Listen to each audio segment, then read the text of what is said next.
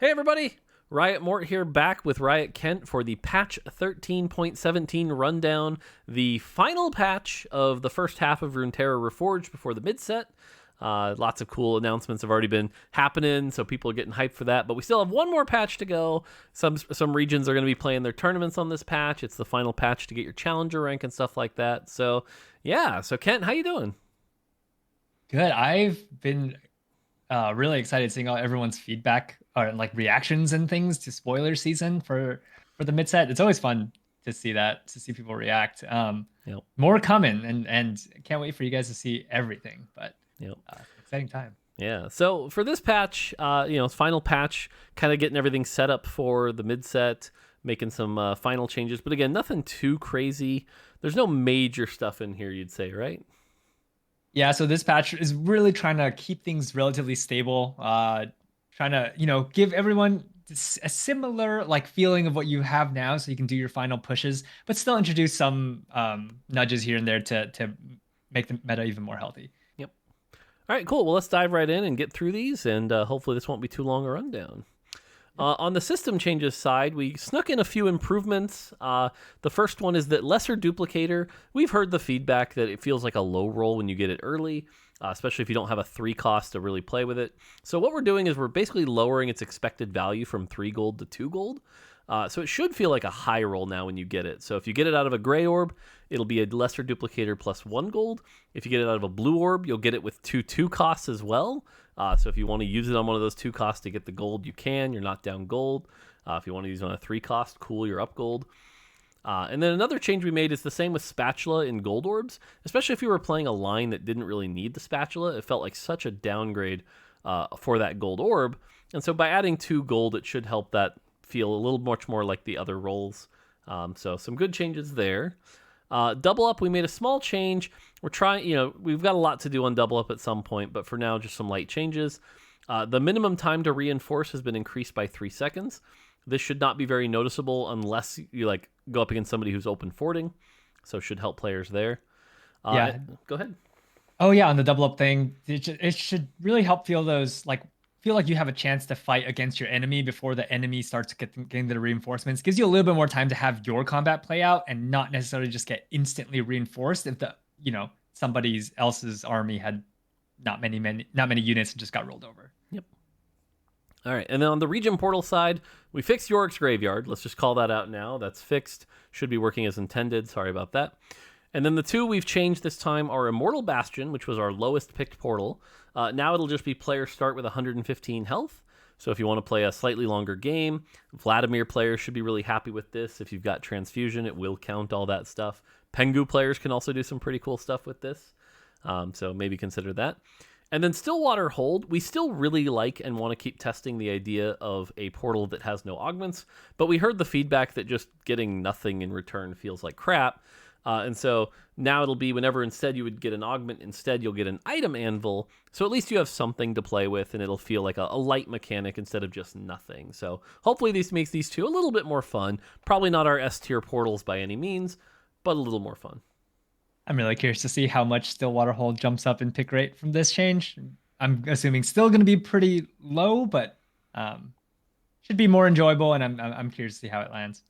Yeah, it's definitely interesting seeing some of the pick rates. Fun fact, our last patch when we changed Yordle Portal to Flushing Arena, the pick rate dropped very dramatically, which was really interesting to see that a name change and color change did that. So pretty interesting. Players seem to want to avoid Noxus, so Yep.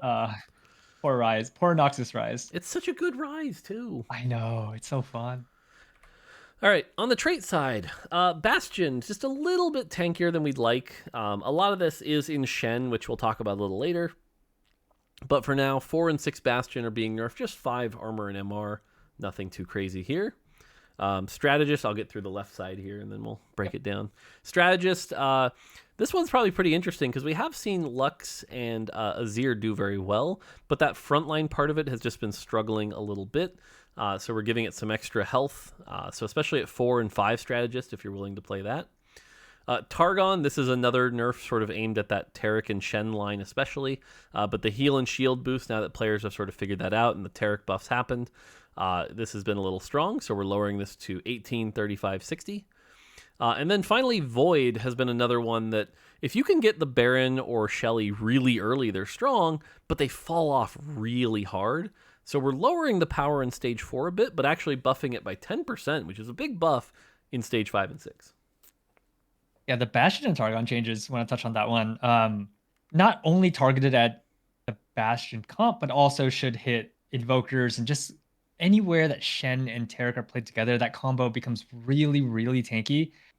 We did hit that combo a bit in the micro patch, but we wanted to not thrash, not go too hard and swing in the opposite direction and kill the comp. We went light and then realized now we need to go a little bit again. But we think this will bring it to like the spot where we want it to be. So 2 light touches to bring it to the correct spot. Yep. All right. Now, Kent, I know you worked on this change personally with the rogue stuff, but I think, players are going to ask, oh, rogue fix again? We've heard that before. So what are we doing with rogue here? Yeah, this one, we've tried doing smaller fixes to specific cases in rogue, but rogue has proven to be really tricky. There's just so many causes of them not jumping properly. This is a like full on foolproof. They will jump to the backline if they stealth. Added that basically as a full on feature. Sometimes if the unit is stunned for like a long time and they can't move, they'll dash a little bit late and it might look a little weird, but they will always dash. And so that's kind of we want rogue rogue's power is in that dash, and we want that to be a like guaranteed thing for them. Also made some changes to Katarina Echo, just consistency things to them where they all guarantee gain value from this thing. So as an example, everyone knows the thing about Katarina throwing her daggers, dashing, then jumping back to her daggers. She won't do that anymore. So she'll either throw them in place, do it all first, then dash, or she'll keep her mana, jump back, and then dash, and then do the cast. It all depends on, her mana pool and timing and all that stuff. But Katarina will now work really well with Rogue. Nice. So hopefully, again, we can finally see Rogue, because it's basically been mostly unplayable past 2 the entire set. And hold us responsible on this one. If by 13-19, 4 Rogue isn't at least somewhat playable, call us out on it. We definitely need to make this the case. We've got our eye on this for the mid set, because Rogues are on the mid set, spoiler. So definitely want to make sure that stays true, and we've got our eye really closely on this. And also just want to add, this is something that we should have. This rule we should have added this rule. The first time around is just it proved to we attempted something and then it proved to be much trickier than that, and so it took us a little bit more time. But yep. We're happy we finally got there. Cool. All right, on the champion side, Kent, I see you're trying to get back in my good graces. What's going on with Malzahar? Yeah, every day I'm in the office, Mort comes by my desk and he's like, "What did you do to my boy Malzahar?" And ever since that time, very often. But yeah, so we're buffing Malzahar back. He was really strong for a little while he was hitting 3 units for a ton of damage when you put him in the middle of the board. But after the change to maximum 2 units, he's fallen off a lot, and so we're giving some of that damage back. Since he can hit fewer units, his ceiling is a little bit lower. Yep. Renekton, trying to open up some more early reroll Shurima lines, some Bruiser lines. Renekton just doesn't quite feel like he stands up to champions like Maokai, in the early game, and so giving him some HP and letting him cast a little bit more should help some Shurima, and maybe even open up some vertical Shurima a little bit more than we're seeing right now. It's not that vertical Shurima's bad, but just that early game can be really rough with how weak Renekton was. Yeah. Also should help the Bruiser line a bit, since that's not doing as well. Cool.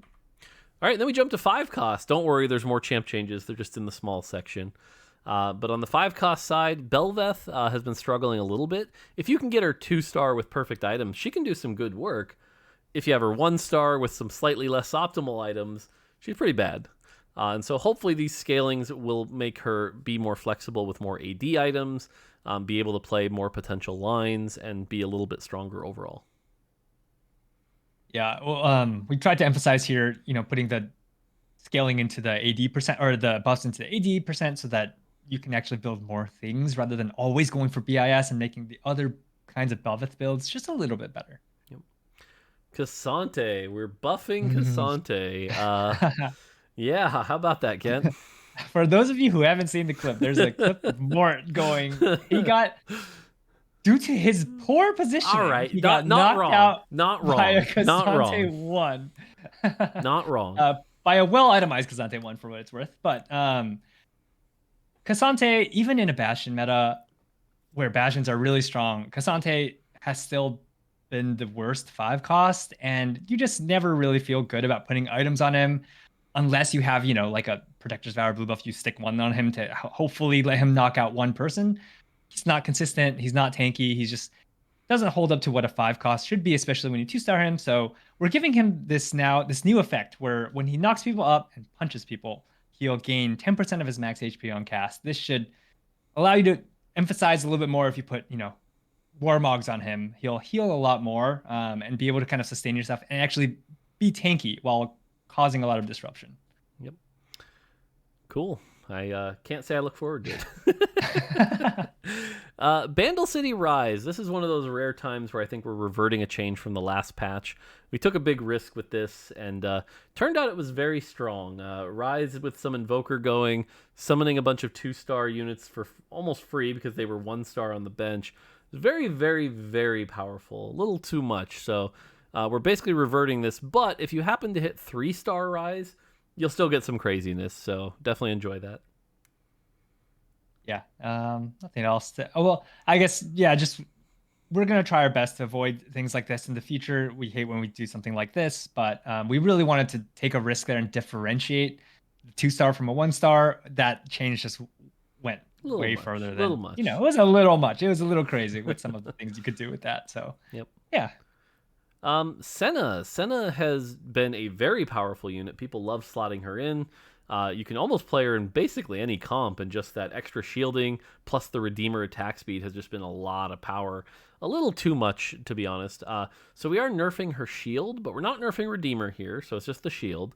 But we are buffing her damage, so if you're willing to put items on her or play her in a gunner comp, she should be able to deal a little bit more damage. And then finally, if you have a Senna 3-star, Redeemer will grant a lot more attack speed, and so that should be a cool moment if you happen to hit 3-star Senna. Yeah, we really want to make sure that carry Senna is a viable thing, so she's getting a pretty large hit to her, or buff to the spell 80%. And also, obviously when you 3-star her, she doesn't, as a carry, you want her to do really well and do cool things. And so if you ever hit this, it'll be pretty fun. I'm skeptical this makes Deathblade Infinity Edge Senna, super strong by anything, but it will be nice for her to do some damage and, like I said, actually be able to take advantage of her gunner trait a little. Yeah. Cool. All right, on the item side, Infinity Edge. This has been an item that I think has been underperforming for a bit. We ran some sims, we took a look at it, and we kind of agree it can use a small buff. So we're giving it 5% more AD. This should make it more favorable compared to something like Deathblade in instances where you already have a bunch of other AD or you've got some other crit items. So hopefully, just like we saw with Jeweled Gauntlet when we made this change, this will bring Infinity Edge back up and hopefully something that you're more excited to build instead of kind of being stuck with it. Yeah, it's part of it is this set's 4-cost casters a lot of them are auto attackers rather than heavy hitter spell critters like set 5 Aphelios, but since a lot more of the damage budget is in the attack auto attacks, Infinity Edge gets a little bit less value that way, and so giving some AD here will really help with the context of the set. Yep. All right, on the augment side, binary airdrop, we're buffing to have the items fit the champ's role slightly better. This could be a pretty big buff, so don't underestimate binary airdrop. Birthday present, another buff Kent targeted at me specifically. Birthday present going from 1 gold to 2 gold. I actually think this is a massive buff. I think the early game tempo you're going to get from this augment is really strong, so don't sleep on this augment. Demacia Crown is getting nerfed here. This is the prismatic that gives you a Garen and a Ginsu's. That's a lot of power, and so we're seeing Demacia Crown do really well. Yes, I see the letter N missing, so it's Demacia Crow apparently. But now it'll also be a recurve bow instead, so a bit of a nerf there. Final grab bag, this is, I believe it's the Earth augments, getting a bit of a gold nerf. Lucky gloves, this is another one I'm admittedly a little worried about. The sparring gloves are going from 2 to 3, so you'll be able to build another Thieves gloves. I think if you have a glove opener on 2-1 and then you see this augment and have 2 Thieves Gloves, that is a lot of tempo. So I think we're going to see a lot more of this augment doing very well. And then finally, Scrappy Inventions. Man, this augment was something that was going to be a lot of fun. It was bringing back scrap and doing cool things with it, but it has just been so underpowered. We basically see none of it. So hopefully by giving it an extra component and letting it make up to 5 items, it'll be a bit stronger. I think it might need more, but we don't want to overbuff and balance Thrash on anything like this, so we're going to go slow. But I want to see this augment to be something that people are willing and excited to pick. Yeah, to add on Demacia Crown, Demacia is strong right now, but we're seeing Demacia Crown perform way better than the tier 2 Demacia, and so the power isn't, you get a Garen and a Ginsu's Rage Blade. It's just a lot of power for your board. So we're bringing that, similar to Noxus Crown, we're bringing that down to a recurve bow, so that the spike is less hard when you take this on 2-1. And for Lucky Gloves, it's really fun when you get a Thieves Gloves themed game. So want to let players who do this continue to have and do well and have a lot of fun with this. Yep, great. All right, on to the small stuff. Nothing too crazy going on here.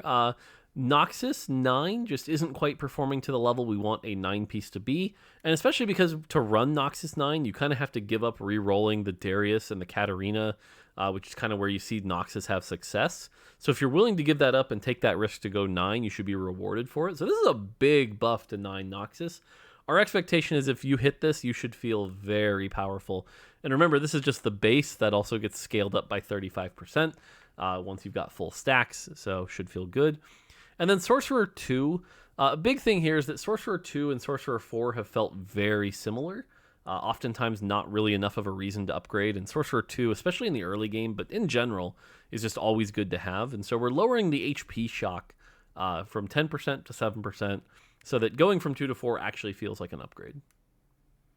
Yeah, we're also seeing a lot of power in the 2-piece, not only earlier on, and we're also buffing Malzahar as well. But later into the game, when you have Ahri, you put in 2 Sorcerer, and you're just zapping these late game units for so much of their health because health pools are so large. We're pulling back a little bit on that end game power. So you're saying you couldn't just buff Malzahar, you also had to nerf him a little? Oh man, there's no winning with Mort here. Just kidding. All right, champion small side. Cho'Gath, we're giving a small, very small buff to his spell. The more HP he has, the more damage he deals, and that's going from 12% to 14%. So hopefully this makes Cho Bite go from less of a meme build to like a C tier build is the hope. So something there. Jhin actually has kind of fallen off from the start of the set where he was really, really good. So we're just giving him back 5% of the AD from his Ionia bonus.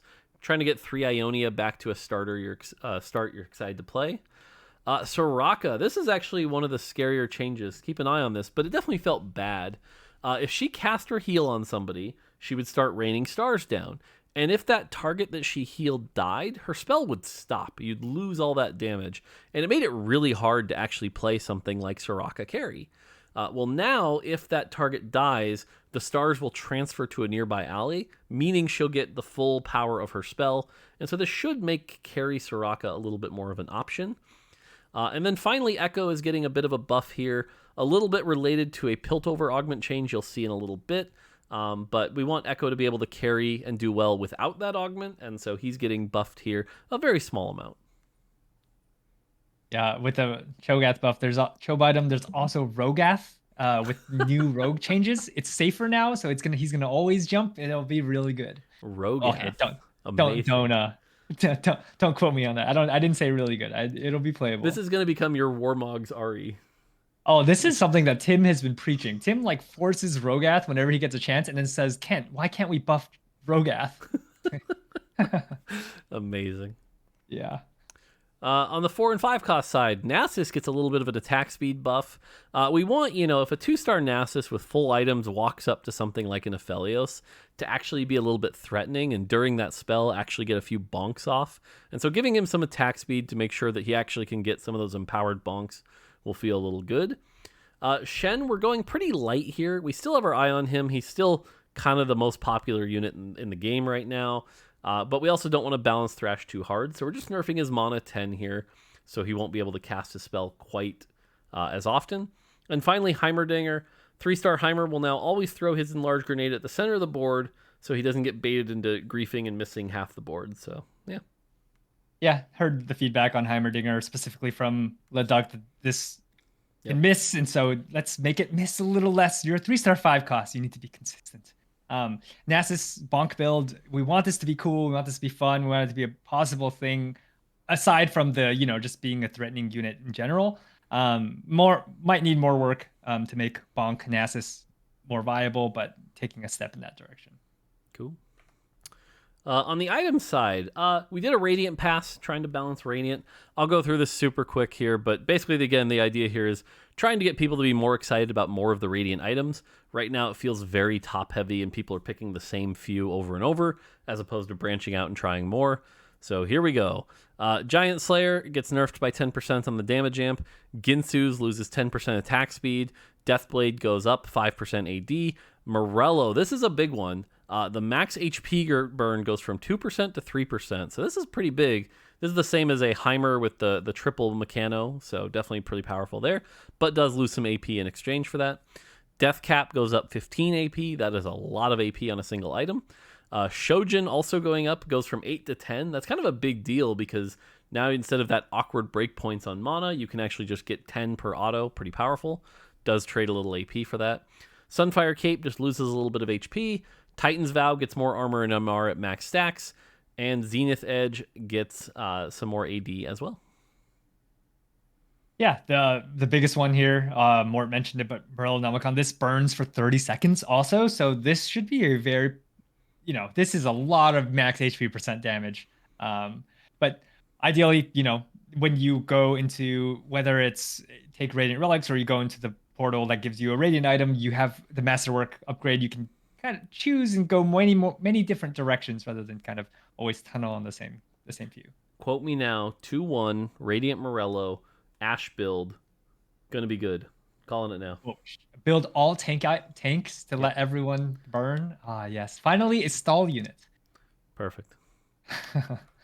On the augment side, AFK gets buffed a bit. I'm pretty excited for this. This is a fun augment, and technically kind of buffs Tahm Kench, the legend, a little bit, so getting a bit more gold.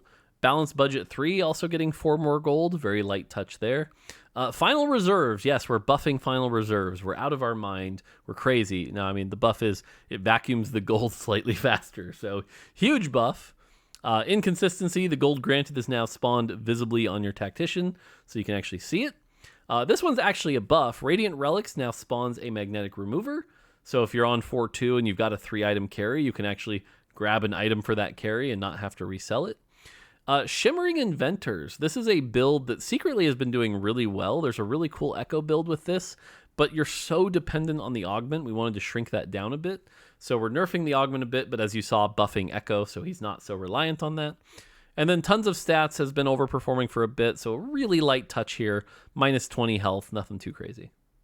And Tons of Stats just gives you so much value for not really having to sacrifice anything to play around it. It's a generic power that's just good for your team, and so doesn't need to be the top tier augment that it is, bringing it down just a nudge. Tons of Stats will always be my favorite augment because when we first revealed it, everyone was like, this is not Tons of Stats. This is not very good. And then it proceeded to have insane placements, insane stats, and just do insanely well. And we've had to nerf it like 5 times. I know. Turns out when you get a lot of a little bit of every single stat, I think people also generally undervalue how much health is. People will look at oh, it's only 100 health. That's nothing, but 100 health is a lot of health for your entire team. Yeah. So yeah, there was that one time we had Radiant Shroud gave 150 and it was busted. We nerfed it to like 100 to make it, but that 50 made a huge difference. Yep. Yeah. And then finally, bug fixes. Not a ton, as we have been focused on getting mid-set ready, but fixed an issue where bruisers were not immediately getting the correct amount of bonus health after being started up. Cassante no longer remains mono-locked for an additional 0.5 seconds. A second Cassante buff? Really? Really?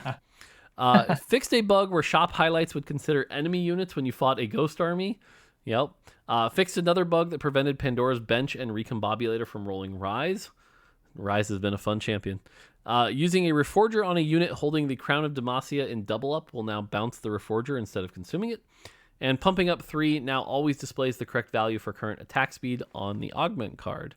So yeah, so there you go. That is the final patch of the first half of the set. Like I said, nothing too crazy. Some minor things here and there. I think maybe the one major call out is there's no Aphelios on here. We're definitely keeping an eye on him. And again, kind of don't want to change anything too crazy before we go into the mid set, but he was definitely right on the line. So something we were thinking about there. But otherwise, yeah, that's it.